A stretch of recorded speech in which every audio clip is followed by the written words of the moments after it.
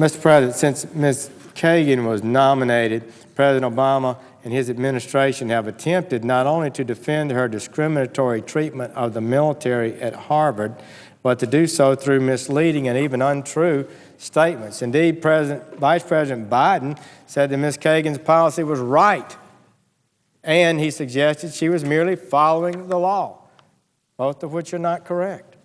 The recent comment made by the White House after the release late Friday of relevant defense records on this matter are most troubling. The records not only prove that Ms. Kagan deliberately obstructed military activity at the Harvard campus during wartime, but revealed that her actions were even more concerning than previously known. Yet the White House continues to insist that she worked to accommodate military recruiters. That's just the opposite of accuracy. Assiduously worked to follow the law.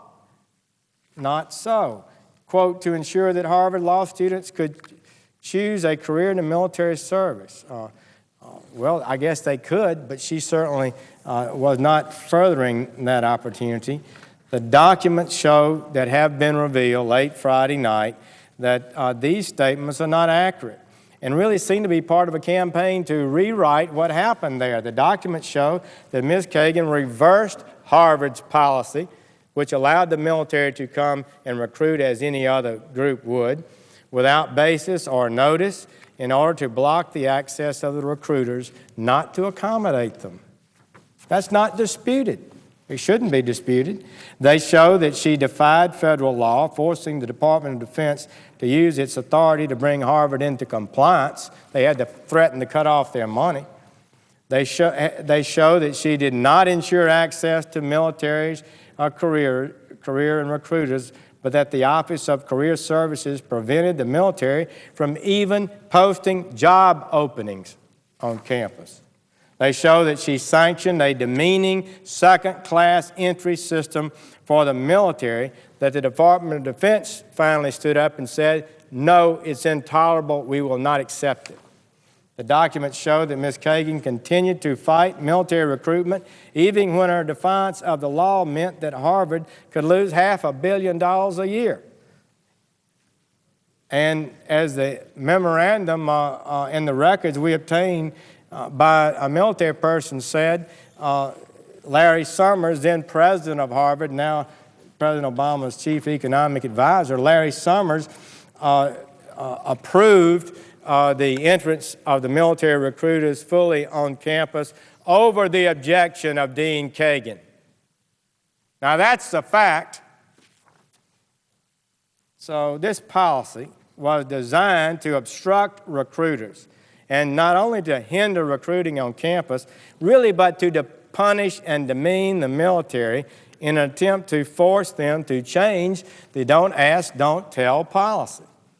But that rule was not enacted by the military. It was enacted by Congress.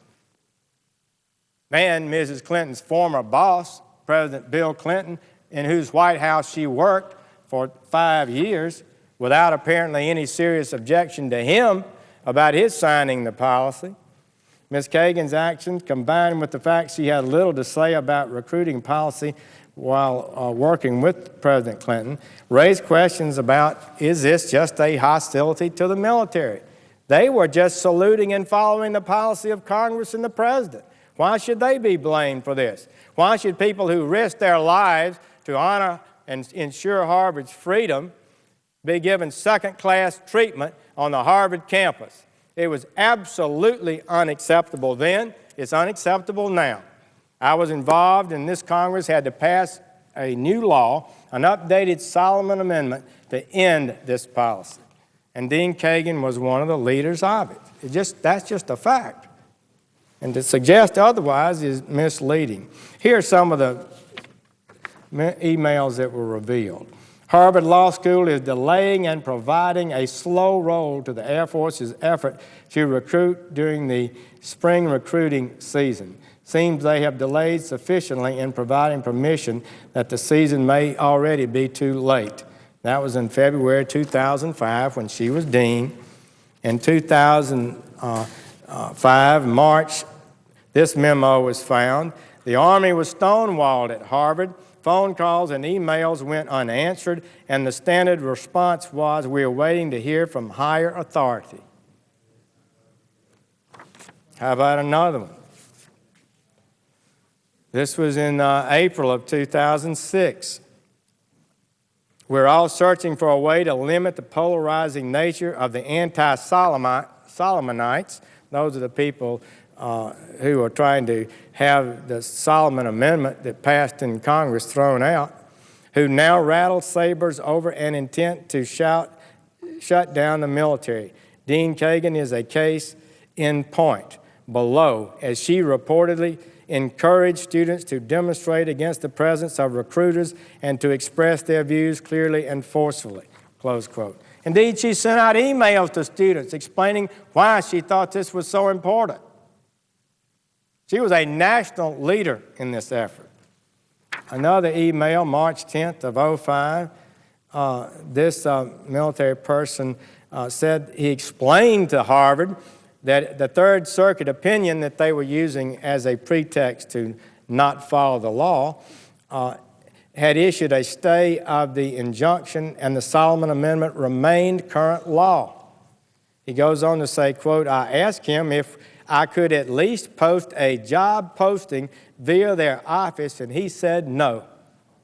He stressed that I could contact interested students via the Harvard Veterans Group, but that his office would not provide any support to us," close quote.